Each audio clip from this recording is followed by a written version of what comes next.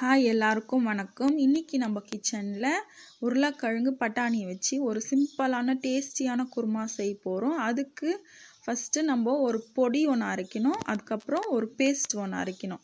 இது இட்லி, தோசை, பூரி, பல்யா எல்லாத்துக்கும் கூட வச்சு சாப்பிட்டா ரொம்ப சூப்பராக இருக்கும். ட்ரை பண்ணி பாருங்கள். ஃபஸ்ட்டு இதுக்கு பொடி அரைக்கிறதுக்கு தனியா, சோம்பு, சீரகம், பட்டை, கிராம்பு, அப்புறம் ஒரு அன்னாசி மொக்கு இது எல்லாம் சேர்த்து நல்லா ஒரு கோல்டன் ப்ரௌன் ஆகிற மட்டும் அரைச்சி பவுட்ரு பண்ணி தனியாக வச்சுக்கோங்க. அதே கடாயில் ஒரு டீஸ்பூன் எண்ணெய் விட்டு ஒரு பெரிய சைஸ் ஆனியனை ஸ்லைஸாக கட் பண்ணி அது நல்லா கோல்டன் ப்ரௌன் ஆகிற மட்டும் அது நல்லா அந்த எண்ணெயிலே வதக்கணும். இந்த குருமா ரொம்ப டேஸ்ட்டாக இருக்கும். ட்ரை பண்ணி பார்த்துட்டு கமெண்ட் பண்ணுங்கள். ப்ளீஸ் சப்போர்ட் பண்ணுங்கள்.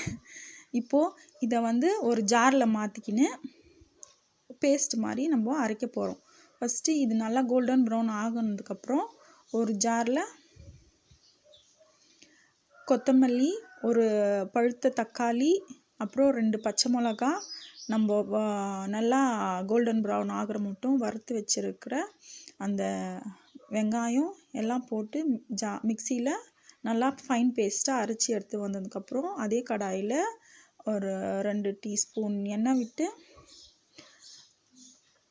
இஞ்சி பூண்டு பேஸ்ட்டு நல்லா பச்சை வாசனை போகிற அளவுக்கு வதங்கினதுக்கப்புறம் நம்ம அரைச்சி வச்சுருக்க பேஸ்ட்டு அது கூட சேர்த்து நல்லா அந்த எண்ணெய் பிரிஞ்சு வர அளவுக்கு நல்லா வதங்கினதுக்கப்புறம் நம்ம ஒரு பெரிய சைஸ் உருளைக்கிழங்க சின்னதாக அரைஞ்சி வச்சுருக்கோம், அதையும் அது கூட சேர்த்து வதக்கினதுக்கப்புறம் நம்ம வேக வச்ச பட்டாணி ஒரு கப்பு அது கூட சேர்த்து நல்லா வதக்கி விட்டதுக்கப்புறம் அது கூட ஒரு 1/2 டீஸ்பூன் தனி மிளகாத்தூள், அப்புறம் 1/4 டீஸ்பூன் மஞ்சள்தூள், அதுக்கப்புறம் 1 டீஸ்பூன் நம்ம அரைச்சி பவுட்ரு பண்ணி வச்சுருக்கிற மசாலா, அதுக்கப்புறம் தேவையான அளவு தண்ணி, தேவையான அளவு உப்பு சேர்த்து மூடி போட்டு கொஞ்ச நேரம் நல்லா வேக விட்டு அப்பப்போ அதை கிளறி விடணும். கிளறி விட்டதுக்கப்புறம் ஒரு திக்கான கன்சிஸ்டன்சி வந்ததுக்கப்புறம் ஸ்டவ் ஆஃப் பண்ணிட்டு சூடாக